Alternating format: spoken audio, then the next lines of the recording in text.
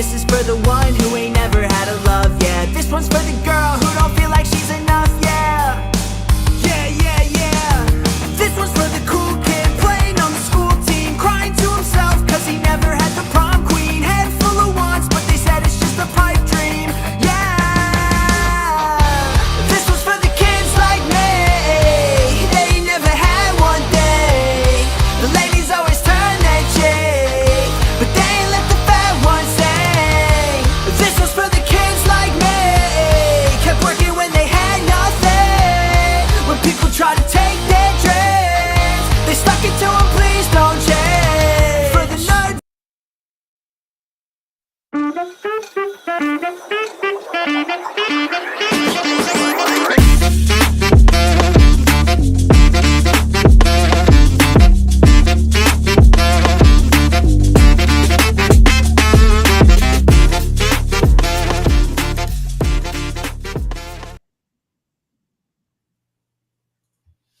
What's going on, everybody? Yeah. Welcome to the Alex Questa Show. How's everybody doing out there? It is March 5th, 2025. Dave, we made it to episode 155. Wow, I haven't been counting. I'm not gonna lie. I do it all. Like, I wouldn't actually count unless I kept track of our episode numbers. That's But we're at fair. episode 155. It's pretty wild that we have gotten here. Dave, it's awesome that you were able to be here tonight because initially when we scheduled the show, you were not going to be here. Yep. So that's freaking cool that you are here. Before we get into the fun stuff, wherever you are watching from, we appreciate it all. X, Facebook, YouTube, Kick, Rumble. Thank you very much. Please make sure you go like, share, follow, subscribe. Give us a 5-star rating if you're listening to this via podcast. And make sure you leave comments because that is the best way for us to blow up, for us to explode. So all of our awesome guests that we have on can also gain more notoriety through us. That is the end game here. And make sure you go find us at the Alex Questa Show, anywhere you can find any social media or fun stuff like that. So before we jump into the fun stuff, Dave, last week you were not here, but I talked to Terry Schilling, president of the American Principles Project. It was a really, really cool show. We talked a whole bunch about parenthood, manhood. We jumped into a little bit of trans ideology and how it is screwing up kids and things like that. Things we talked about on this show before, but it was prevalent to bring up then. And I think it's a really important show. So make sure you go back and give it a listen. But Dave, I want to jump right into the fun stuff right away. Yes, we should. Because this is an individual that we were talking pre-show. I think it's been a year since I've been annoying him. And the one good thing, my only virtue plus vice is being annoying and being persistent. It's kind of like he made the mistake one time being like, yeah, I'll do it. And I'm just like, well, yeah, now you will. And so let's bring him in. It has been a long time coming, but we are pumped. It is Kevin Posobiec. He is a craftsman, a Catholic, and a co-host of Human Events Daily. What's going on, Kevin? Alex, thanks for having me. Yeah, Yes, it has been a minute, hasn't it? Yeah, we are pumped. And like I said, my persistence is one of my largest values and virtues, and maybe sometimes really annoying. You can ask my wife whether either or is, probably works both ways there. I know how annoying you could be. You do. You are my brother, but you decided to come do a show with me. So, I mean, I can't be. Oh, wait, is it just the two of you? Yeah. Oh no, we have an older sister. We have an older sister. Okay. I was gonna say it's just me and Jack over here.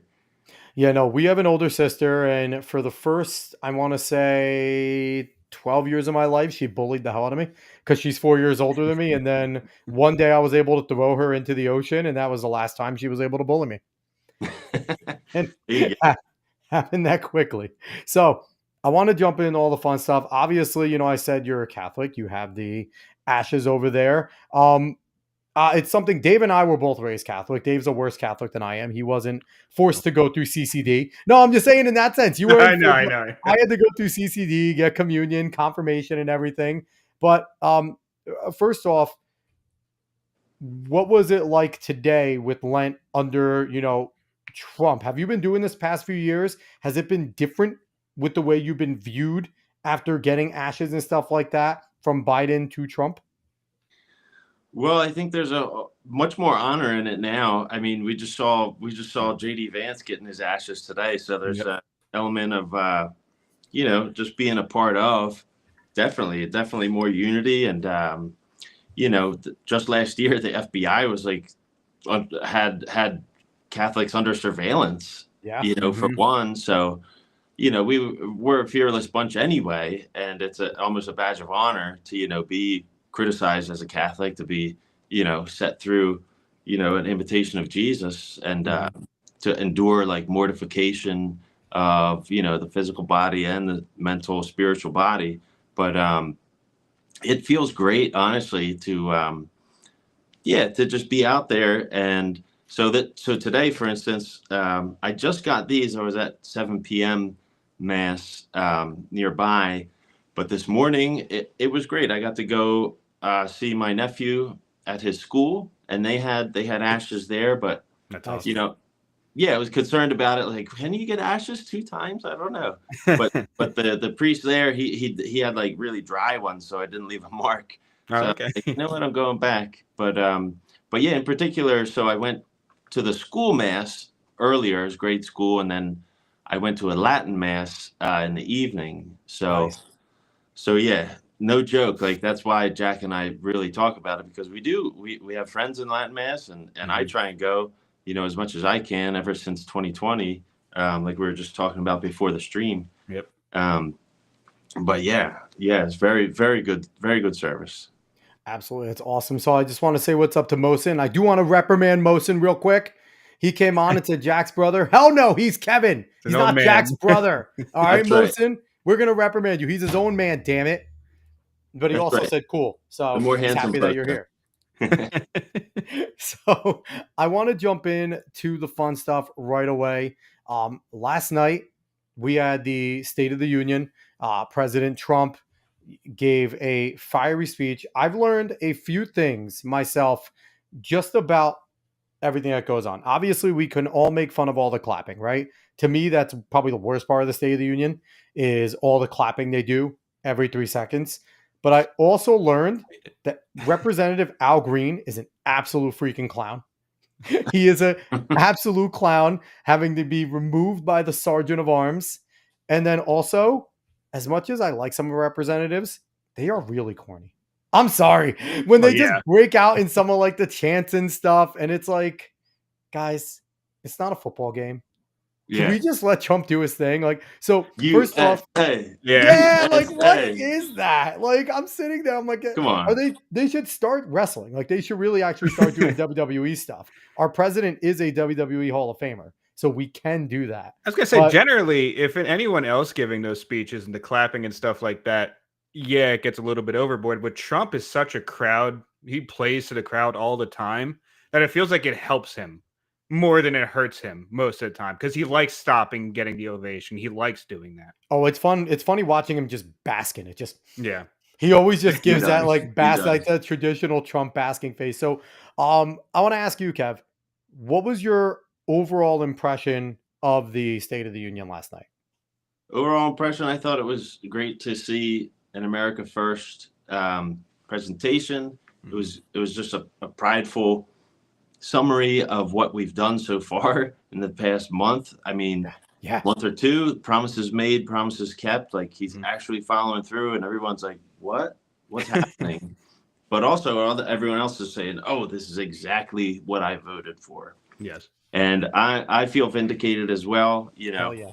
I'd like to see more being done with the wall and the cartels personally. But yeah, overall, a summary, I mean, it was a great speech. Nothing new to us, It's true. MAGA types, but it was good to see, the live reactions of the Democrats, and, what we could look forward to moving forward. But yeah, I think it was 2 thumbs up for sure.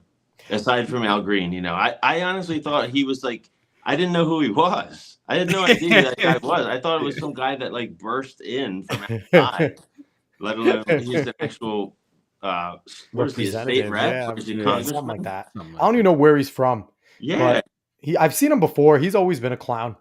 He's just living in the past. I mean, shout out to Owen Schroyer. Did you see that interview? He confronted Al Green like at some transit station or something today, and he's just stuck in the past. He's still on like the Charlottesville thing, and Trump's a racist and a bigot. And he's like, how? He's like, how? You're just projecting Trump, he has no idea about who Trump is and what the plan is.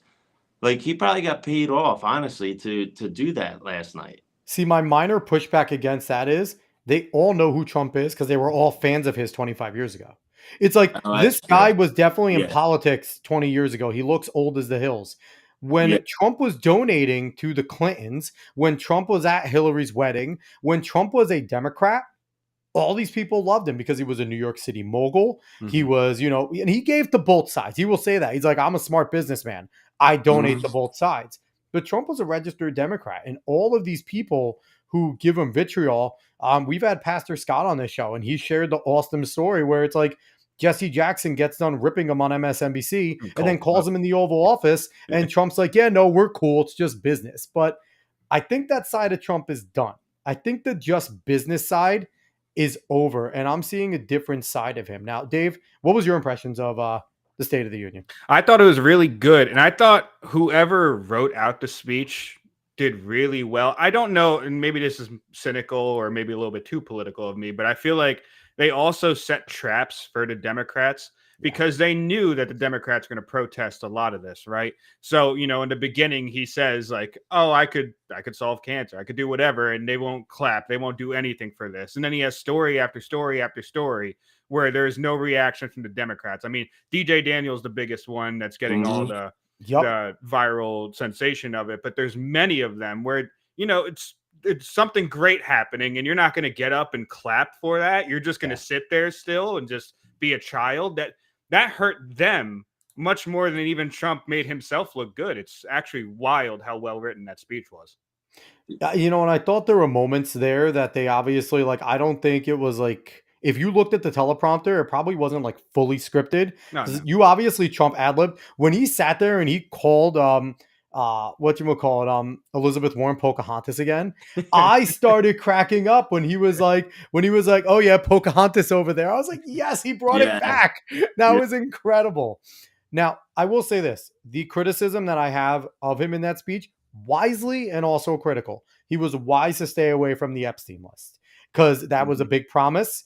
And it was wise of him to stay away of mentioning it and, to try and keep the news cycle going. Now, I'm a dickhead and I've been calling for the Epstein client list for, Dave, I don't know how many months now. Yeah. So me being the jerk that I am, I'm still going to stay on that. And I wish he would have at least been like, listen, I know people are unhappy, but it's going to get moving and you will see a big, terrible list of terrible people. And he like looks at the Democrats and be like, maybe some of you are there. And then like, I wanted something like that. He kind of called them human traffickers during it.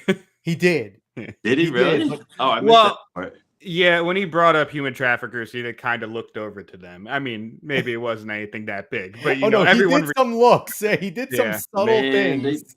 He's got to know so many secrets. Trump himself, man. Second time as the president. But I'd like to hear more about the Epstein list. Who wouldn't? And maybe if we could treat them like the cartels, designate them terrorists, and then we could seriously get to the bottom of some of that. Who knows? And when I give credit to people like, your brother, who obviously got one of the binders where a lot of people were smiling and he's just sitting there and giving a face. Like he obviously knew that that was horseshit in there. Like that it was not what we all came to see. No. Yeah. I mean, it's Boomer Pam Bondi, she didn't know. I don't think she knew what was going on. And then it seemed very rushed. I mean, they had the Prime Minister of Great Britain there that same day. And, there was a setup, some kind of setup, but who set it up? I don't know. It's like, well, why do you have all these influencers coming out and all these cameras also here at the same exact time? Kind of peculiar to me. And like, if they really had something, why would they broadcast it? And just, that kind of justice needs to be there just needs to be action. Just needs to be action, really. You said that, Dave, the other day. Like, we just want to know when the arrests are there. Yeah, it needs to be like hellfire and brimstone kind of thing. Like it needs to be swift and going right at it. Right. We just secured one of the terrorists behind. Yep. What was it? Abby Gates last night. And it's like, you don't talk about it. You just show the picture like, yeah, he's getting off the plane. We already got him. He's under arrest. Yep. That's And what that we got was to do with the Epstein list. Like, and that was let Trump's us know when style. there's arrests. That was Trump's style in the his first term, where he would sit there and the news reports would be about this, and then sleight of hand. Oh, 3 countries have signed on to the Abraham Accords when no one knew what was really going on, right? Mhm. So I want to see more of that. And to me, it's just like I guess the biggest issue to me is I didn't like the deflection. I've said it on a few shows before. I didn't like we get a nothing burger, and then when it gets released to the public finally, all of a sudden it's like, well, you know, it was that mean Southern District of New York and the FBI rogue agent over there. It's like, I'm sorry, guys, you're the federal government. Go kick in the door, arrest that agent, and or remove them, fire them, and take it. Like, there should be no like, well, they're being mean to us. It's like, I'm sorry, Pam Bondi. I'm sorry, Kash Patel. You guys have talked tough. We need this. Like, you need to come and pull through, because the last thing I want to see is Trump not do this and his people fail around him, and this derails something that is going so freaking well for him. I mean, yeah, it was a swing and a miss. It was definitely strike one. I mean, all the hype with Kash, like big fan of Kash over here. We all like Kash. We I had think the he's going to do a great momentum. job. Momentum is still going good. I'm not. Yes. I'm not going to say it's not, but Yes. I mean, man, like we had JFK files promised to be released, Mhm. and then Epstein client list. She was out there saying, what was she saying? Oh, it's on my desk, and everybody's going to be scared about what they see. Yep. Mm-hmm. I mean, I personally want to know about the aliens. I want I'm down with the aliens too. Give me I want some of those. that revealed. Like, why not while we're at it? But Exactly. we're just being teased, and you're right, Alex. It's sleight of hand. Like, what's going on? I mean, I don't want a binder. I don't want some cool challenge coin. Like, look at my gold challenge coin. Mm-hmm. But yeah, I'm very big on, and I voted for Trump 3 times in all 3 of his victories. Okay. And I made sure that I supported him. I was loud for him. But I'm not a loyalist. I'm not going to sit there and be, I'm an American. I swear fealty to no politician. So while I believe Trump's going to do the best job, I'm also going to hold him and anybody he appoints accountable as an American citizen when they're not doing what they're supposed to do. And Trump has done so much well. Everyone in there, Pete Hegseth, they've all done so many good things. Obviously, getting one of the coordinators of Abbey Gate is a massive victory for the campaign. All the executive orders he's done have been great. The small things we've been able to get in the law, the Lincoln Riley Act, is incredible. Like, there's a lot of victories to go around, but man, it would suck if this is a smear. And that's partially why I want to hold him accountable. And I hope that, the other broad conservative media puts the finger on the pulse, because he does pay attention to this stuff. I know he does. And if enough people start making noise in conservative media, Trump's going to give Pam a call and say, Pam, if you don't have anything, you need to find it, because I promised it. Don't make me look bad. And that's what I want. I want that little bit of peer pressure, and positive peer pressure, so that Trump sits there and is like, no, we need this. And if we have nothing, then we need to get something. We got to figure this the hell out. Yeah, we do. And I mean, personally, I've heard from a trusted source. It's like, there's the idea that, hey, listen, like, we already got the girl, we got Ghislaine Maxwell. Yeah. She's serving 20 years at least, something like that. But she knows stuff, in a way, she's probably in prison for protection. 100%. So, but it begs the question, why put her in prison if there is no client list? Like, obviously there was something there damning enough to indict her and to put her in prison. So if there isn't a list of legitimate people that did terrible things, then what are you going to put her to jail for? A redacted out piece of paper or a flight log? Like, no, she went to jail for a reason. She doesn't even know, like, so much attention is on the flight log and like the list this. Like, if we could get her out and give her stories, like her memories, like what could we do to get her to talk? Yeah, really. And then how do we serve justice after that? Because it's all blackmail, really. That's 100%. What the theory is. Like, everybody who's on the island has blackmail. Everything was recorded, just like P. Diddy. Like, it's just a way that they have blackmail on people. Yep. So major politicians, major world leaders, major celebrities. But we got to get what's the idea? Like, all right, so you got to play the tape out too. It's like, all right, well, we got the list. Now what do we do? what could we legally do here? Mhm. Because, you know, We got to get the CIA to get MK Ultra back out in the open. Do it to Ghislaine Maxwell, and then when you give her the random sign, she just spills the beans. I there we think go. that's what we got to do. I think that's a good solution here. That is, and probably more plausible than we think with our government, right? So, Yeah, all right. So back to the State of the Union, because right. Trump did and said a lot of good things. What are some of the favorite, anything new that you heard that he announced that he's doing, or anything that you think is more important to bring to light that he talked about? Let me think about that one. David, you could chime in too if you have anything. Yeah, there just wasn't anything like crazy. Like Kevin said earlier, he didn't say much new to those who've been following Trump for a while now, right? If you listen to a whole bunch of his rallies, you listen to anything recent, really, he didn't say anything crazy new, but he did bring a sense of pride to America. And that's really, I feel like, a lot of takeaway from the State of the Union is that his just exuberance for America, his want to push it to be as great as it can possibly be, to set it up, to have the foundation where things are being built here again so we don't have to rely on other countries. Yeah. That is what he really pushed through the whole thing. But something like incredibly new that really got out to me, not really. It was mainly the stories that he brought up, and him signing the wildlife being named after Jocelyn Ungary. Like that was cool. That was really cool, but nothing like Yeah. crazy new executive action wise or any way he's trying to push Congress. I mean, being a craftsman myself and coming from that world of, fabrication and woodworking and whatnot, I really gravitated when he was pushing the American worker Yes. policy. Yes. And that's, you see me in the videos. I have the hat from 2020, and that was actually focused. I mean, it's in general, it just says American worker on it, but when he released that hat in 2020, it was directed, I believe, towards Detroit, Michigan, and the auto workers. Yep. So I just love the consistency that Trump has right now with the tariffs, and he is not backing down. He's holding firm on that with the reciprocal tariffs. And, he said what, like 25% towards Canada and Mexico. Yeah, 25. But also like moving Honda from Mexico to Indiana. So I'm all for that, all for American work, the dignity of work, mechanics, woodworkers, all that. Just blue collar people, like they ran for, like, go figure, like the forgotten man and woman. And JD's out there heralding like Appalachian workers and farmers. Like, I'm all for that, like 100%. So I'm actually in the part of New York that would be affected by the Canadian premier saying that he's going to shut electricity down.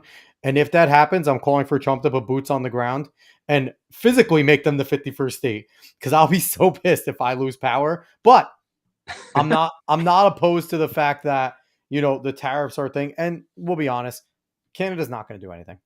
They need us significantly more than we need them. Because what would happen if they cut off power to us? Trump would go, okay, you're never doing business here again. We'll get our Americans back in power, and company you're gone forever. And I think that's the way it's going to go. But yeah, no, I like this tactic because I genuinely don't think Trump wanted to use the tariffs. I think he was hoping that he can get them to come to heel and do what they're supposed to do. But I mean, a little hardship is going to go down. But again, Justin Trudeau doesn't care. We've talked about this, Dave. And Kevin, I think you'll agree. He's on his way out. So he does not care. It seems like he's ready to just go scorched earth and kind of Joe Biden it and try to make it as difficult on, we think Pierre Poilievre is probably going to be the next prime minister. Try and make it as difficult as possible on him to peel out of the economic situation. So it's interesting. And that kind of folds into talking about some more foreign stuff. So we touched on Canadian tariffs. What do you think about his comments? Well, let's talk first about the whole entire Zelensky, JD Vance, Trump, nice little battle in the Oval Office. How do you feel about that? Oh man, I mean, it was comical, really. It was like somebody told me this today. My uncle, actually, I was at Denny's with him. He said, he said, Kev, if you're on Twitter, you got to put it was it wasn't a Mexican standoff between them. It was an American standoff between them. But oh man, yeah, it was just comical. You know, I think he was all like lined up, as a lot of people were saying. You know, Zelensky had a little too much before he got in the office that day, and no, man, he just totally fumbled everything. He overplayed his hand, just like Trump said. He overplayed his hand. You can't come in there and boss around the boss like that. Like you can't do that. You just can't do that, and you're going to get your ass kicked out. So. It was a strong move, like it was, and that's what people need to see, like doing the deals. Like it's sometimes got to be black and white. We gave you $350 billion over the past how many years now since it's 3 been going years on. that the war's been going on. I think it is the 3-year anniversary just happened, right? And all we hear about is just more people dying. Yep, that's all they hear about in the news. Like, what are you doing with the money? It's you keep it pretty simple, you know. And I think it's crazy because so many people are critical of Trump, and he's been so consistent that he doesn't care whether or not it's Russians or Ukrainians dying. He just wants people to stop dying. He just wants, does. and I and the believe big that. thing with me, if I'm talking to any of my leftist friends and they're for Ukraine, I'm like, if you're for Ukraine, then you should want this war to end as quickly as possible because all they're doing is destroying their own future. Because the women and children left, but where are the young men that are going to continue to have more kids coming from? They're all dying. Yep. So it's incredibly sad what's happening to Ukraine. And do you think that we have an end in sight? It's obviously was reported Zelensky is now willing to sign the mineral deal. Well, It he seems now like rescinded again. he rescinded actually again. rescinded again. Oh my Did it god! again. Wow. Yes, yeah. What a dope. What a dope. Yeah. I mean, Honestly, listen, at this point, just start giving Putin the weapons. Screw it. Just let him take over. Let him take over Ukraine and screw it. Like, screw this guy. Like, he's awful. Oh my god. Yeah. And honestly, real quick, you were saying like to any leftists in the audience, like, well, I've had some friends in Philadelphia on the left, but I mean, really, so Jack and I went over to Ukraine in 2022 after we sent them our first $40 billion, and we thought it was a big deal back then. So we did a whole documentary of it then for $40 billion. And what's that, like, almost 10 times, 10 times as much now. Yeah. And what I pointed out was that where's all, we put the Ukrainian flag in our bio, right? Like, rah, rah, Ukraine. We're over there. Where's all the American flags? Like, where's all the thanks Joe Biden, or thanks Trump for all those billions of dollars? Where's all like the T-shirts, like, or even when they saw us, like, clearly from American media, like, where's the thank yous then? Exactly like what JD was reiterating again to Zelensky's face. It was like, where's the thanks? We didn't see it then. We don't see it now. Like, at least he could do, but they don't. And, and I think Vance is, and the thing that people see, I always still tell people to be wary. Still go back. Don't just watch the clips, because obviously they took the most explosive parts. But for 40 minutes, Zelensky was trying to goat Trump into calling Putin a murderer and a dictator and everything, where Trump's trying to negotiate, was trying to say that we need to do more and trying to sob story it. And I don't blame Vance, because Vance at that 40-minute mark was like, we're done here, dude. You have done nothing but try and talk about the war. And like you said, you're trying to litigate the war here. And I don't think JD Vance would have a single issue with, if they step behind closed doors, if Zelensky was saying those same exact things to them, trying to sell them on getting more money. But what he was doing is he was doing exactly what he does to every other foreign leader, bullying them into saying, if you don't do this, you're going to get us killed. Where Trump is like, you know what, though? You're right. If we don't do it for you, you can't continue the war. So be nice. And he couldn't even do that. And I feel bad for people in Ukraine. Alex. He couldn't even wear a suit. I'm wearing a suit right now. Come on. I'm at least rocking Team USA here. Yeah. But yeah, no, it's just an embarrassment. So I'm hoping it comes to an end soon. Obviously, it seems like now, I didn't know he rescinded the mineral deal. The people of Ukraine just need to revolt. I think honestly, I don't care, honestly. I mean, America first means hell yeah. America first. Yeah. Keep it simple. Like, all right, you don't want to sign the peace deal. Like, all right, well, we're going to cut your funding.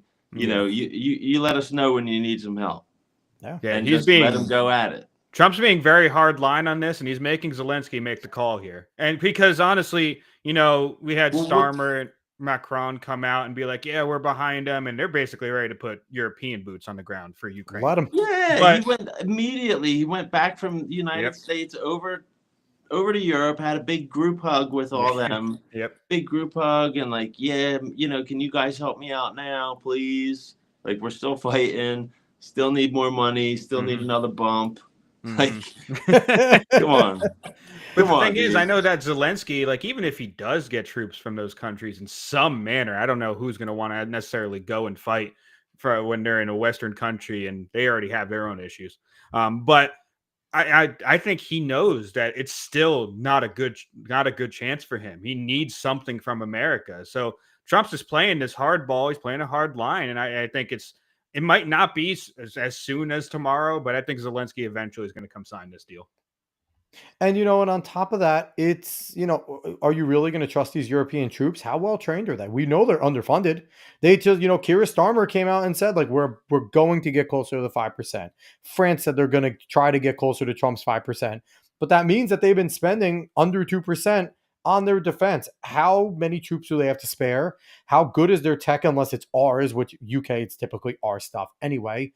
So it's like, really, you're putting these Western boots on the ground, but any of these Western coalitions are always led by the United States. We're the ones that lead the charge because we have the best tech. We're the most well trained. So in reality, what is it really doing if France and UK are like, yeah, we'll put our people there? And it's like, all right, cool. Give us your 20,000 troops. And Right. like, what's it going to do? And then Russia's going to be like, okay, we don't care about you guys either.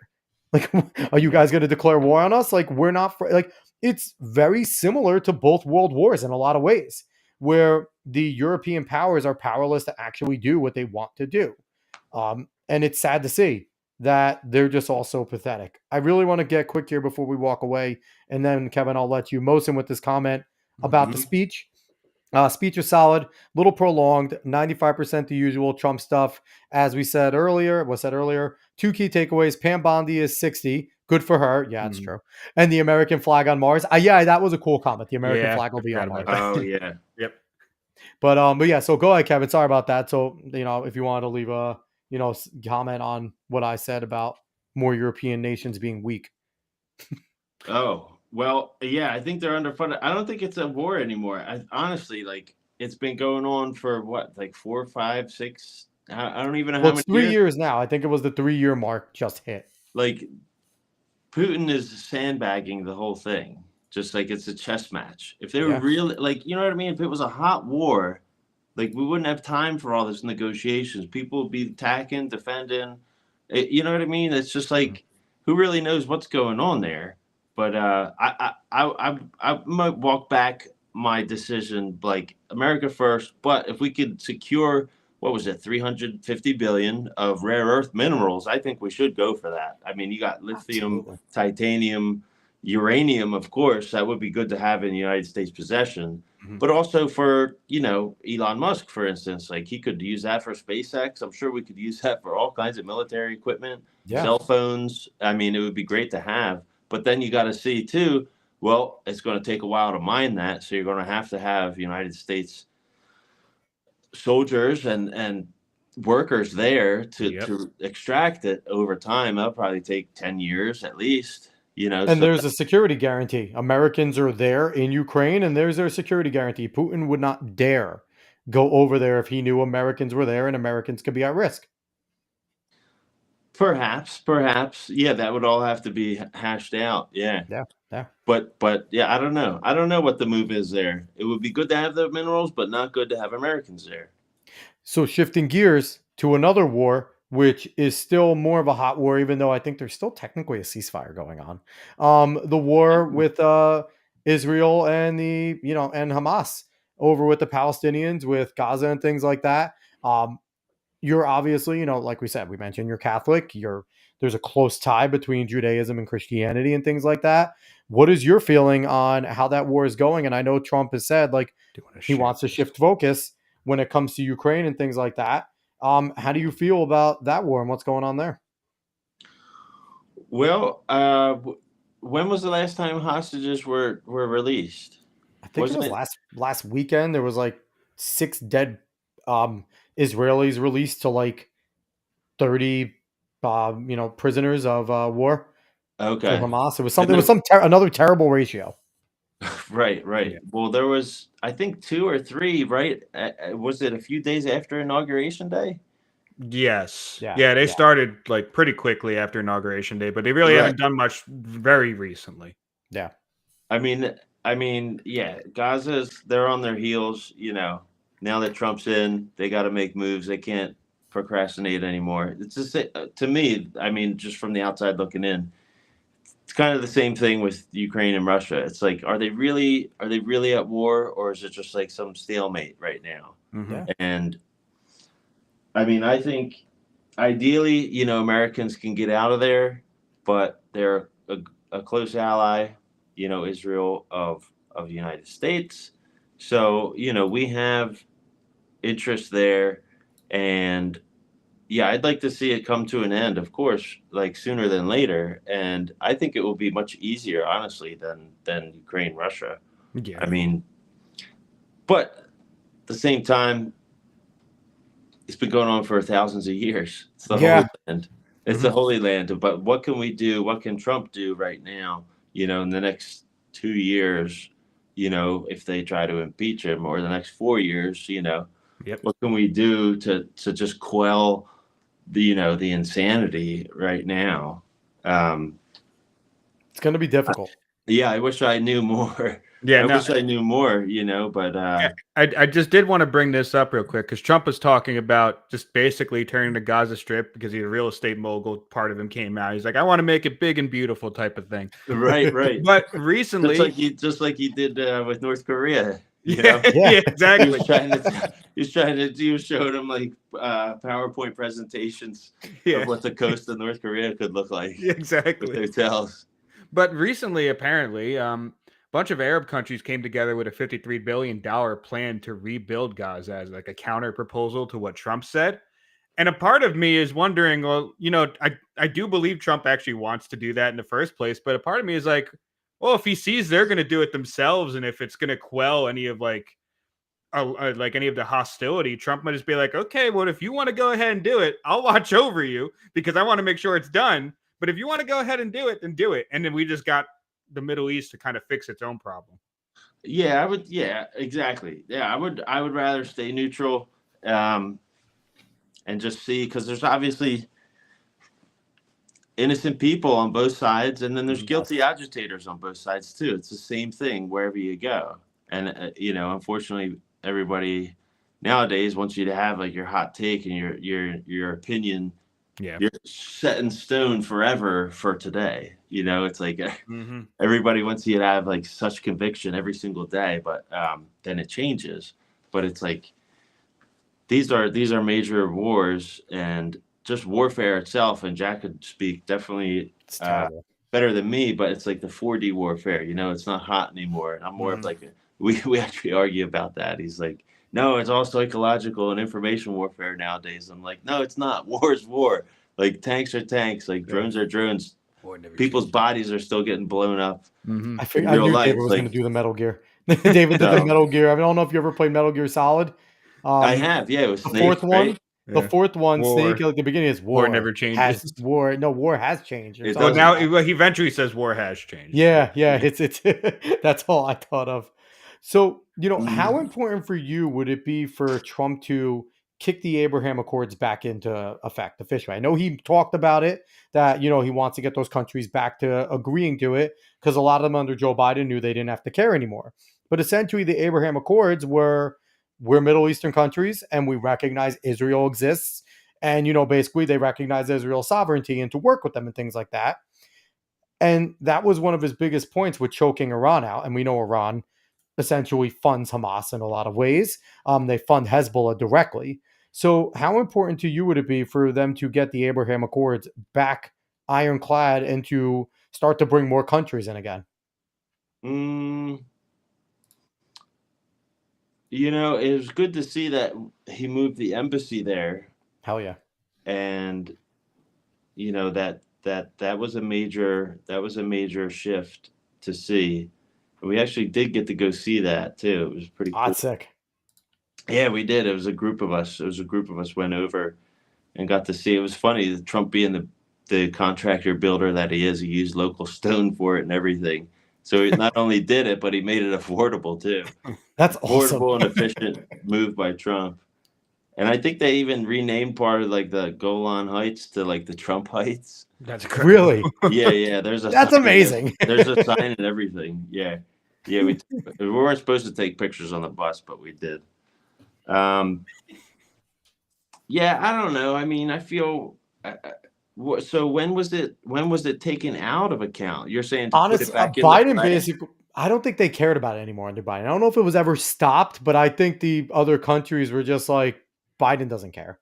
Because I really don't think like the countries that signed on to it kept on, because no one supported Israel when it started, right? October 7th, they were on their own and no one stepped up and said anything. It was kind of a green light when Biden got in there that the Abraham Accords were basically no one, it was not necessarily off, but no one cared. Where under Trump, the Abraham Accords held power. And the big part of the Accords were no one does business with Iran. Anybody that does business with Iran, you're cut off. You're out. Americans aren't going to have your back. You can't do business. And obviously, Iran got all of its power back. Biden gave them hundreds of millions of dollars. And I feel like these countries probably did not care about the accords being in effect or not. Yeah, I don't know. I'm kind of neutral about it. Like I'm kind of neutral about it, honestly. I mean, it's good. It's good for everybody to like recognize each other and for business. Um, but the whole annexation of parts of land, that's where it gets kind of hairy. And I try to stay neutral about that because there's only so much you could do, Yeah. because then, when Trump gets out, like, they might reverse the accords again and try and that, it's just going to go back and forth. It's been that way. And that's not a cop out, but I'm just saying, like, I don't think it's fair to put all the pressure on America and the American president to like be responsible for the outcome of other countries' borders. Yeah, You know? especially when we've seen this show before multiple times. Yeah, that's all. Yeah. So I do actually want to ask about tariffs because tariffs as a thing to me, I don't necessarily love them, but I understand the way Trump is using them. So I wonder what you think about how he's using them. Is the short-term pain, because there is going to be short-term pain from tariffs, is the short-term pain going to be worth whatever long-term goals Trump is achieving? And one thing I would love is that if he actually does get rid of the income tax, then the tariffs are much better to me, because if you get rid of income tax, then it's kind of not equalizes itself out, but you save a lot off of getting rid of income tax, just an average person, and then tariffs can be much more justified. So what do you think about how he's utilizing the tariffs and what's their effects going to be, and whether or not it'll eventually gain to getting rid of the income tax and maybe the IRS entirely? I mean, more money in the pockets of the everyday American, really. Absolutely. I think that's the goal here, is the middle class, like reestablishing that and bringing security to the working people. I don't think we'll be like, what kind of pain do you think? What do you mean by like short-term pain? I don't think I would feel any kind of pain directly myself. Yeah, it just depends on what you put a tariff on, right? Because if you, Sure. especially because we get so many things from other countries and we don't build as much here. So if you put a tariff on certain, things that are just used in general every day by workers, like steel or lumber or something like that, the prices are going to go up on that, no doubt. So it's going to be a short-term thing until eventually either the country decides to actually bend to Trump's will, which happened a lot in his first term. Especially with the tariffs and sanctions he did. Or if he just finds a way, like with Mexico, a Honda coming over and deciding to build in America and everything like that, because that's the way he's trying to utilize them. But no doubt there's going to be something prices are going to fluctuate for a bit until he kind of gets what he wants and is able to solidify what he wants there. Right. Well, steel and lumber are definitely two major resources that we need to Yeah, acquire. exactly. And Trump got a lot of pushback for that. He was trying to open up the Tongass in Alaska Yes. during the first administration, Yep. and they really shut him down. I mean, I don't know. He's definitely got a plan B for sure. Like he just speaking of the State of the Union again, the drill baby drill Yep. is going to be followed through with. If you look at like our own resources and you know, opening up, I guess, federal land and national parks and whatnot, that could lessen the need to impose tariffs. But I don't think he should back out on it. I think. Okay. Yeah, I don't know. I trust him. I'm not a blind loyalist, but I do trust him for now. It's all happening so very fast paced. You know, hopefully it's not just a flash in the pan, and you know, we will see some more long term results of it. I would love to not pay taxes. Yes. You know what I mean? I would love to not pay income taxes or have to deal with the IRS. Like, you know, who wouldn't? But I understand what you're saying. Like it would definitely fluctuate, but it's a lot, honestly, a lot over my head too, because you now have like cryptocurrency making an emergence. Yeah, Like that's a whole other ball game. how are we gonna, you know, how are you getting taxed for that? Like, can you put tariffs on cryptocurrency? Like what? Like who? You know what I mean? Like what's gonna happen next? You know, the biggest thing for me is I would honestly, I was just thinking today, just sorry, real quick, like No, go ahead. if we could tariff like illegal immigrants, like just put a special tax on any profit they make. Like, yeah, you could stay. It's like a amnesty tariff. That's not a bad idea, to be quite honest. Like, your country of origin now has to pay a tariff for you being here. You either pay $5 million to get a gold card, you know, and have business, or you could stay, but we're just gonna tariff individuals like 75%. That's awesome. I actually like that idea. Not a bad idea at all. You know, and I think the most important part is, like you said, the drill baby drill and getting the American energy flowing. Because I feel like if that happens Energy and is we the can number get one that thing. under control, then everything else comes a little bit easier, right? Because we can then deal, as long as being able to transport these things are now back under control, because that's what makes the prices go higher and higher in the beginning, is when all gas goes up, diesel goes up. Now, all these vehicles need to pay much more to transport, especially all of our trucks. Boom, prices go up.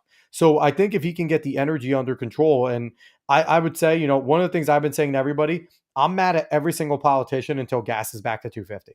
So until gas is back to 250, I'm over here in New York. That's my line. Until gas is back to $2.50, which I still think is far too high, but much more reasonable. Oh, 250 is still too expensive, but that's like my first baseline. I'm mad at every politician until it gets there. So, but that's the thing. Like, I think if he can get his energy plan going, the announcement of the Keystone Pipeline getting rebuilt, I think is going to cause speculation to be so much more favorable and, you know, bring some of these prices down. And especially with the summer coming up, where prices always go up in the summer. I really hope to see a little bit of a dip this spring so that coming into summer, it's not as bad. But you know, I think everything predicates on the energy side. And I'm with you a little more on this. David is a little more against tariffs, and he always has been. I'm with you a little more on this, Kevin, where I see how he's using it, and I think it's okay.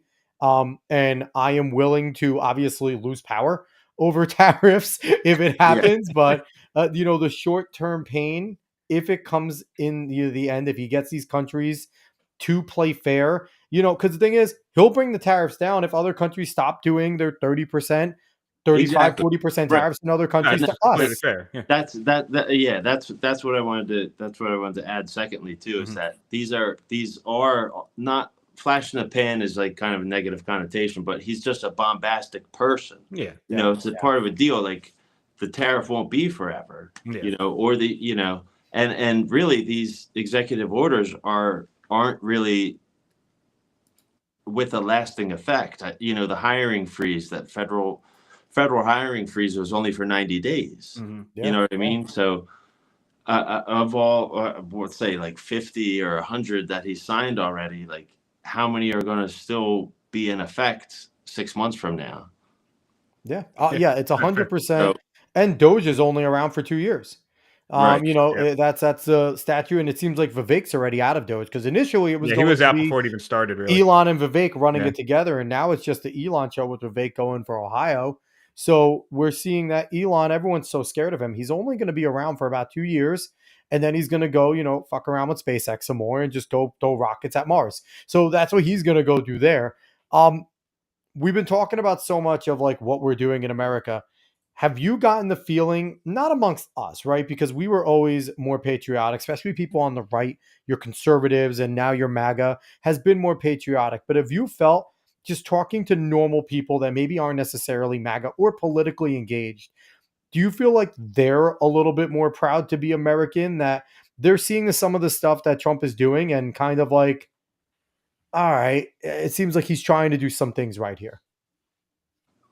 Well, I've been in the swamp here in DC since inauguration day, so everybody's either black or white down here. I Makes haven't sense. actually gotten to talk to some common people like at Home Depot or wherever.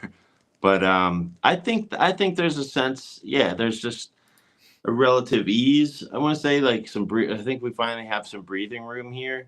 Um, with Trump coming in, but also some hesitation because of these executive orders and to quote JD, like the breakneck pace of it Yeah. all. Yeah. And like, yeah, we're not backing down. Like we're gonna fight, fight, fight. I mean, Mhm. like if I was on the left, I'd be like, all right, like it's a little much, guy. You know. Agreed. So I think it would be fair to be a little tense about all this. Maybe a little nervous about what he's going to do. But I mean, we cut the USAID, so they don't really have any of the funding to really Yeah. protest Yeah. against us right now.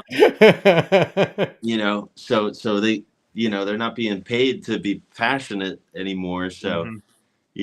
I think there's definitely a return to patriotism, and that's actually a virtue. Really, I just Yeah, learned that 100%. recently from a priest. Is that it's okay to pray for the United States. Like it's okay to like go by a cemetery that with like American flags and just pray for the nation, like the security of the land that you live in, and Mhm. be proud to be where you like.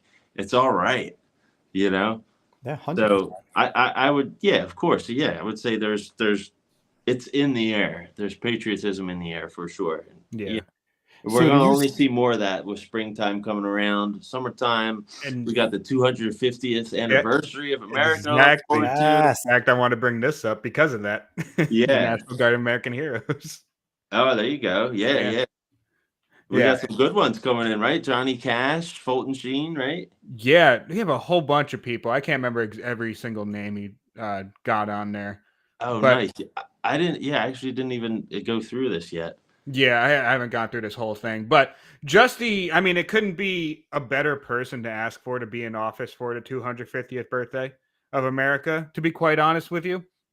Because like I said about the State of the Union, he is just like he is the perfect semblance of an American, to be quite honest with you. Like Yeah. when people overseas think of an American, they kind of think of someone like Donald Trump, for better or for worse, right? Yeah. Someone Yeah. who eats McDonald's all the time, someone who does all that stuff, but also loves the Right. country. He's gonna hug the flag. He really wants to puff his chest and be like, no, we have all these heroes, we have all this greatness, and we are where we are because of how amazing we are. And if it wasn't such a shit show over in Chicago, I wish that for the 250th, he would do another World's Fair.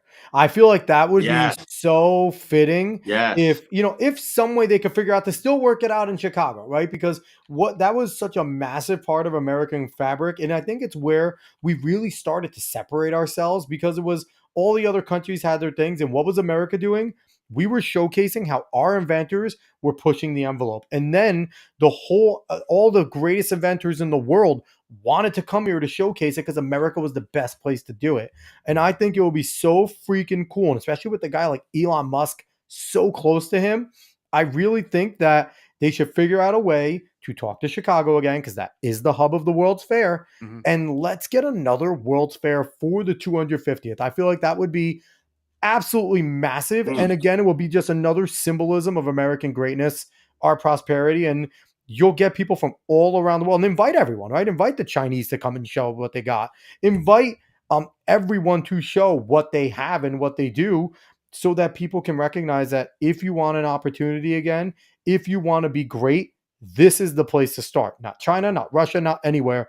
In Chicago, in one of the greatest cities in the world, still, comparatively, Chicago is still an incredible city to a lot of the shit shows around the world.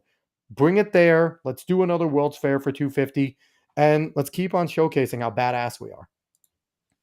That's brilliant. I think it's a fantastic idea. I would love to see. Honestly, if you look back on the old World Fairs, like we used to build buildings with like crazy Yeah. stuff. look like these, like you would see in DC with columns Mhm. and entablatures and statues. Yeah. We would build them just for the World's Fair. So don't tell me like we can't still build beautiful buildings again. Like they used to do that in like a year or two for the World's Fair, and then they would knock them down. Yes.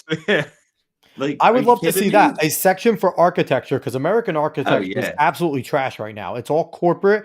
I would like to see somebody come in there and be like, build a fun McDonald's again at the World Fair. Stop There with you this go, yeah. crap. Like I walked into Burger King Pizza today. Hut. I Yeah, had the Burger Pizza King Hut today. thing, yeah. Yeah, I had Burger King today, and I walked in and I was like, can somebody tell Burger King that if they just put a fun zone again, they would win? If they put a kids fun zone back in a Burger King, if they did it I mean, around the country again, The issue is Let's you went into go. Burger King.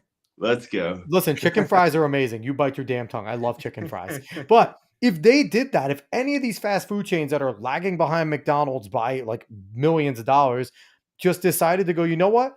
Let's tailor the kids again. Let's put a fun zone in again. Even if it's just friggin' putting a few arcade cabinets in there. Let kids go there and be like, Mom, I want to go to McDonald's or whatever and have fun again. Dave, what do you got here? I just wanted to share because you did bring up you wanted to put it in Chicago, but Iowa is doing a very big thing for America. Yes. It is. It is. Yes, the Iowa State Fair. Yes, the Iowa yeah. State Fair is massive in So, general, too. in fact, I remember when we first, because those videos that Trump put out about all the things he wanted to do in his presidency were from like 2 Yep. years ago. But when we saw it, but was before the election night or after, like I can't remember what. It was before, I believe. Yeah, but when we saw those videos and we found out that Iowa was hosting this already, that he wanted to do this. And I said myself, I want to go to Iowa for this because this is probably incredible to go and see. Yes, we did talk about it. And you know what? But we could do two Good. things at once, right? The Iowa State Fair we could do, but they could still do the World's Fair where Yeah. it's like the inventors and things like that. Mhm. But, I mean, again, we could show that America can do multiple awesome things all the freaking time. Mhm. I just want to get to Nate G's comment here. Greatest American Olympian ever, better be there. He's talking about the Garden of Heroes. Kurt Angle. It's true. It's damn true. I mean, I Yes. don't know if Kurt Angle will be there, but he should eventually get there because I think people forget, like Nate says, winning the Olympics on a broken neck, you don't understand how difficult it is to wrestle with the broken neck. The guy was amazing. So, I mean, Olympic gold medalists should be treated with honor, and they should have a spot in American Heroes. There's I'm a a lot track- of I'm a there's track a lot guy, of so. names here. There actually is a whole Are- list is- of names. Are there any wrestlers in there? Oh, I You got got Hulk shit. Hogan in there? Oh, they just Hulk have. Hogan Well, should be in there. Muhammad Ali is in the WWE Hall of Fame, so right there's one. Okay. I didn't even know that was real. I didn't even know Jesus. that was. I thought that was already built, and they were just adding to it. I didn't even know that was a brand new thing. I believe they're making a new thing. Because And if not, there's a ton of names. That's awesome. And Yeah. I love that Marquis de Lafayette is in there because he's being recognized for his incredible contribution during the Revolution. If he wasn't there to train the friggin' Continental Army when they were ragtag, Mhm. who the hell knew what would have happened? But now we don't care about the French. But at that time, it was cool. Yeah, Now we there's no, don't- rea- no, there's no reason to care about the French. No, now we don't care. But then, so Hey. is Kurt Angle there? I see. Hey, I don't think Kurt Angle's there. Nate, are we gonna say? Is this our time? Is this the real reason why the right protests is because Kurt Angle isn't there? Let's go. Let's protest Donald Trump. Put Kurt Angle in the Garden of Heroes. No, but that's awesome. That's a badass list. That's Yeah. how many freaking names are there? A Jesus. lot. It still goes. Like Oh, I have to it's scroll Columbus. down. Oh, okay, it's alphabetical. I got it. I'm pretty sure it is. I don't know. He put let's see. He put Andrew Jackson in there. I'm not an Andrew Jackson guy. Really not an Andrew Jackson guy. If Woodrow I don't go down to hate Woodrow, go down to W. If Woodrow Wilson is in there, then He's we not might in fight. there. I'm going to tell you that right now. He's Good. not in. Woodrow Wilson is the worst American president in the history of man. Worse than Joe Biden. Woodrow Wilson sucks. Thank God he's not there. But But yeah, no, I think that we are in a really good spot. So outside of that, what else do you see percolating um, politically, publicly? Because you over there at Human Events Daily, you guys are on the pulse of what's going on just around the country, and especially in politics and things like that. Do you feel like what is going on with MAGA, what is going on in the country can be maintained post Trump? Because that's been the biggest fear right now. Like everyone pumps up JD Vance. Obviously, Vivek's awesome. We have a lot of good people, but are they going to be able to do what Donald Trump does for the country? What do you see with that, Kevin? Well, anybody that succeeds Trump, it's got some big shoes to fill. Hell yeah. AD at CPAC, he won the straw poll. I think it was 61% of if the 2028 election were held tomorrow, who would you vote for? And I think, yeah, JD won that. But it's interesting to see. It was in second place was a man by the name of Stephen K. Bannon. And Yeah, it's very interesting. so there's a lot of grassroots support around him. I don't know, maybe I'm biased, but we're good friends with the War Room Posse. Yep. Now, And, Kevin, would you say that Steve Bannon is actually a vote for Barron Trump, since Steve Bannon's just a time traveler and he's really Barron Trump? Forgot about that. Oh yeah, right. Forgot about that. I mean, either one. Either one works, but no. But Steve, honestly, I think it's nice to see Steve there because it still goes to show that MAGA conservatives are not ready to just roll over and take who's next, right? We're kind of hopefully done with that. We saw that with Romney. We saw that with McCain. We saw that with so many candidates, and that just, it's their turn, let them run. It's like, no, freaking over their turn. Let's put the best candidate that might win. And I think Steve Bannon, while I think Steve's awesome, I think War Room's great, I don't think Steve Bannon would necessarily want to run. He doesn't seem like the guy that wants to run a country. But it's nice to just see his name there and seriously taking a legitimate second place, that there's still enough people saying, hey, just because JD's been appointed by so many people doesn't mean we're going to go along. He needs to prove that he belongs that's there. the point. And I don't know, there's some controversy over that. But I mean, again, it's just CPAC. Like, people are getting a little way too intense about it. Like, but yeah, no, I mean, he was the chief strategist, in 2016 for Trump to win. And a lot of say he is the godfather of MAGA. So, I mean, and he's the one that he warned Trump about all the people that backstabbed him. Like, he's on file warning him about basically all the awful hires that he made, saying, hey, these guys are all going to screw you. And lo and behold, they all did.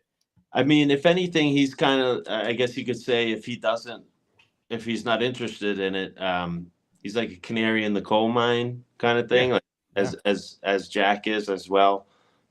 More power from the outside to influence people. Yep. Yeah. And, so if you see anybody around that, I mean, like Cash, like they were getting on Cash for being on the War Room in his confirmation hearing that I was at. So, but then it just totally backfired, and everyone was like, yeah, he was on the War Room. Like, exactly. Let's go. Exactly. And, so I don't know. I mean, I'm not against JD, but it's like, I think, like you're saying, Alex, like to hold these people accountable, like JD's what, 40, 41 years old, like one of the youngest guys. Like, sure, like you're a Marine, you're really smart, but like, dude, the president of the United States, like, we got to put you in check as well. We'll see how he does. He's only been vice president 2 months. Yep. Sure, it's like cool. Like, you just yelled at president of the Ukraine, like, good. But I mean, there's a consistency thing and discipline. It comes in, and you know what I mean. Everybody was hype about Mike Pence in the beginning too. Like, you know what I mean? We voted him in. True, I think JD's a little better. Hey, he's better than Mike Pence. He's better than Pence. So, but you know what I mean? And then Pence backstabbed him at the very end. Absolutely. So, like, I don't know, but it is like a cadre. There's a lot, like the MAGA movement in DC. Like, people are actually friends, like outside of, when you're not on camera. And absolutely, I can witness to that. So 100%. with a strong a very strong coalition of people. So I would look to those types who I mentioned to see like who a successor of Trump would be, if not, one of his own Kids. sons. Yeah. Yeah. I've always said about Washington, they argue on C-SPAN and go have golf right after. Like they all go play golf. Like it's obvious that, the way the uniparty votes, they go and they do their thing for C-SPAN. And then it's like, oh, are you coming over for dinner later? You bring your wife. Yeah. Like I've always seen Washington being that way. So I brought this up and I want your perspective because you're a little bit closer to all this. Like I said, JD is obviously the people everyone's appointing, but I think Marco Rubio is an absolute dark horse because the Okay. Secretary of State gets things done, right? There's actual notes that he's going to have on his name and accomplishments. If he continues to follow the script, do what Trump wants, be his chief diplomat and his voice all around the world and get this done, he's going to be a really strong dark horse candidate in 2028 because whether you like him or not, I think he's more of a uniparty guy. But when he gets up on the Yeah. debate stage in 2028, he's going to be able to say, yes, JD, you were the vice president and you were walking hand in hand, but I was sent to this country and I was able to sign the deal because I am the voice of the president when I'm there as Secretary of State. And he's going to have accomplishments to point to. Do you see MAGA in any way, shape, or form ever coalescing behind a Marco Rubio? Perhaps again, I would answer A the long same time. way really with the JD. It's like time will tell. I mean, he Yeah. just Trump bashed him in 2016, but Yeah. where was JD Vance running for president in 2016? Mhm. So I would say he's a legitimate contender, and JD is going to be more or less like the what incumbent isn't the right term, but The people are going potential to. heir apparent. Yeah. JD is the front runner until proven otherwise, Mhm. and I don't know. DeSantis seems great, like a potential choice. I He'll be still like Ron running. DeSantis. I think he's fantastic still. He really is. He Yeah, had a bad presidential campaign, bad people around him giving him really bad advice. But I think yeah. overall, as a Yeah. candidate, he's a fantastic governor. I think it'll be I really originally interesting. wanted DeSantis to run as VP for Trump. Agreed. Yeah. That's what initially, and then like JD just came out of nowhere. Mhm. Yeah, I think it'll be really interesting because DeSantis still with Florida, very, very good record. I mean, he Oh, has to do yeah. something monumental before his time is up very soon there. But he have to do something monumental to ruin his record in Florida, right? Yeah. Marco Rubio, if he stays in this trend, he's going to have a good record. But I find it very interesting because JD Vance just has the perfect way to build the narrative, especially the way he speaks about things. He's He's good with that. Yeah. very good at communicating what he wants to communicate. So that will be the real battle. It's going to be a lot of what the record says, both against who could actually say what they want to say and say it clearly and for everyone to understand and get behind. Everyone's fine until Don Jr. comes out the hunting cabin and decides that he wants to run. And and as everyone's on stage going what they did, he can go, well, before dad made that decision, he called me. And I talked to There you dad go, about right, that. And I right. was direct a part of that decision. Or, hey, you remember when we annexed Greenland? Who was sent there? Hey, It wasn't right? you, JD or Marco. There you go. I went there. So I until Don Jr. The decides prince to throw does his hat often in go there. to a foreign land before it's annexed. He did. John Jr. sent the prince before the conquering, I right? mean, So hey, yeah, he's up there with JD with the whole narrative of like being like fantastic. a Appalachian guy, and Yeah. he's out there hunting and doing his whole outdoorsman thing. Yeah. I could definitely see that playing out for sure. Yeah. But then It'll you be also got to ask yourself too, Alex, is who else went to Greenland with Don Jr.? I think there was someone that has relation to you. No, not I. He went to Ukraine. Oh, he went to Went to Ukraine. Ukraine and with Besant. No, who else was with them on that trip on Don Jr. to Greenland? I don't remember. Guy by the name of Charlie Kirk. Yes, Charlie was there. Charlie was there, so he's a little younger. Charlie and I actually were a day apart for birthdays. He's significantly younger, so I mean he won't be running for a little while, but he's definitely a shining star in the MAGA movement as well. Do you think Charlie has that ambition to eventually get into actually like jumping into office type of thing? Or do you think he's happy just organizing and being the ground force? Because I will say, without Turning Point, without what he's been doing over the Mhm. last decade in terms of getting kids on college campuses to feel comfortable with Yeah. being conservatives and standing up to conservatives for conservative causes, we wouldn't have this today. Charlie Kirk has laid a lot of groundwork Yeah. to allowing youth to be conservatives. He has, for sure. I mean, and I can tell he's passionate about that. That's what attracted me to Turning Point was I would see him and Candace Owens like on college campuses, like, wow, he's just like right in the trenches like that. That's respectable. That's respectable in my eyes. Hell yeah. So he'll always have that. But I mean, who knows? Who knows? Everything's in flux nowadays, and I think there's definitely like a passing of the torch happening as well. Fun. You got like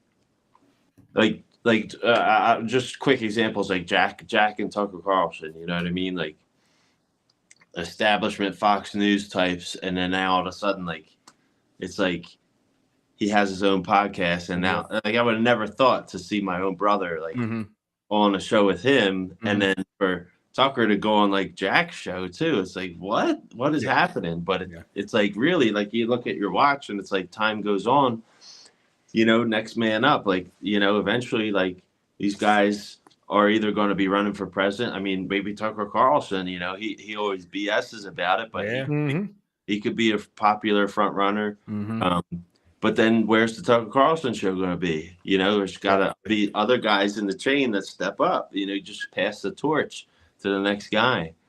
So, life goes on. But I don't know. Those would be my choices for who would succeed Trump, for sure. It's we have a good slate. I think the Republicans definitely have a good slate. And I think that it's going to be different though. Regardless of what we get, I feel like we're going to definitely get a little more business as usual type of a candidate. We're not going to get a Trump. Even if it's Don Jr., he's not his dad, right? We're not going to get this guy. So we're definitely going to get, I think, a little more suit and tie politics, but with the MAGA flavor, which I think will be, it could be a good blend. And, and like you said, whoever thought Tucker, and Jack would be there. Yeah. We're feeling the same, brother. Whoever thought that Kevin Posobiec would be on the Alex Cuesta show. Like, this is awesome for us too. We love it. And Kevin, we're going to round out by saying thank you for jumping on. We appreciate it. Well. Oh, no. We got to show some things first. David, we got to give our graces to our guest, the guy who actually came up with the Gulf of America. Something we did not bring up. That is true. But we can play this little clip here. just around some of it out. The man who gave birth to the Gulf of America himself, Kevin Posobiec. Indeed. Thanks for having me on, Tim. Kevin Posobiec, co-host of Human Events Daily. Great to be here. So people may not know this, but you had that post, like, what is it, like a year ago, where you were, was it like you're on a jet ski or something, and you were like, Gulf of America, baby. That's right. Yeah, it was April 20th. Go figure. But yeah, me and my buddy Johnny. Yep. From Tampa. We were out there just ripping along. Did somebody see it and say, hey, Trump, check this out? That's what they're saying. Somebody retweeted it, who also comes on this show quite often. But somebody retweeted it, and then on down the line. I'm hearing that Trump is going to declare May 15th now. I think that was the date. I think that's going to be Sir Kevin Posobiec Day. February 9th. Discoverer of the Gulf of America. That's right. I want a statue. I'm up there with Christopher Columbus now. Well, thanks for hanging out. The man. Well, we did talk about the statue, the garden. Yeah. So slide down real quick because there's the post, Dave. Yep. That is photo proof, April 20th, 2024. Kevin cruising the Gulf of America. That's awesome. That's so cool. So we are certainly giving you credit. Then we also have the Trump map right here. Part of Golden Age and Sticker Mule. Yes, this is really cool. Yeah, it has everything on it. Big, beautiful border wall, Gulf of America. You have Mar-a-Lago. You have Gitmo finally sending people back there.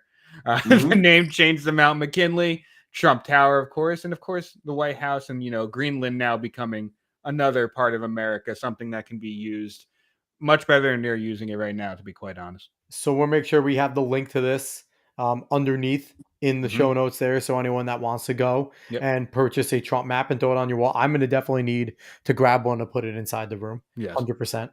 Go for it. Yeah, so he has stickers and he has like full-size posters too. Yeah, this is the poster large. It's 24 by 18 right here. I go back. There's magnets. There's another poster. There's stickers right here. And there's a couple shirts as well. I don't really care, Margaret, right here. And then a couple Trump map shirts. There you go. Those are awesome. Love it. Love it so much. So Dave, am I good now? Am I being a bad host still, or am I good? No, you're good now. You're good. Okay. So now we will say thank you to Kevin for jumping on the show. Thank you so much, man. We appreciate it. You're welcome. It's great to meet y'all finally, Alex and Dave. There it is. Send me some info too. Yeah, we'll see if we can send y'all some. Love it. Oh, Definitely. And, yeah, appreciate it. It's an honor to be here. And Thank you. yeah, follow me on Twitter, Instagram at Kevin Posobiec. So what days of the week are Human Events Daily on? Where can they find you and Jack doing your thing? So we're live Monday through Friday, 2 p.m. to 3 p.m. Eastern Standard Time. And Jack's also live for Thought Crime Thursday nights. And honestly, he's just all over the place. But, you know, if you want a more appealing, handsome face, you would want to Absolutely. follow me. Yes. Follow me first, but yeah. Human Events Daily, 2 to 3 p.m. weekdays. Beautiful. So everyone definitely go check that out. If you want to stay up on, what it sounds like Human Events Daily, some of the biggest topics in politics and going on, some of the best opinions coming from the Posobiec boys. So you definitely don't want to miss out on that. We're the Alex Cuesta Show. As always, we'll be back next week. We appreciate everyone that watched today. This is easily, Kevin, thanks to you, our most successful show. So we absolutely appreciate that. We appreciate you jumping on. Yeah. And we appreciate everyone that watched. If you could make sure you turn this into something awesome for us, go like, share, follow, subscribe, do all that good stuff. And make sure you spread the word of mouth that we have the greatest guests of all time on our show. Damn it. Go find us everywhere at the Alex Cuesta Show. And we will be back next week, y'all. So thank you so much, everyone who watched, listened.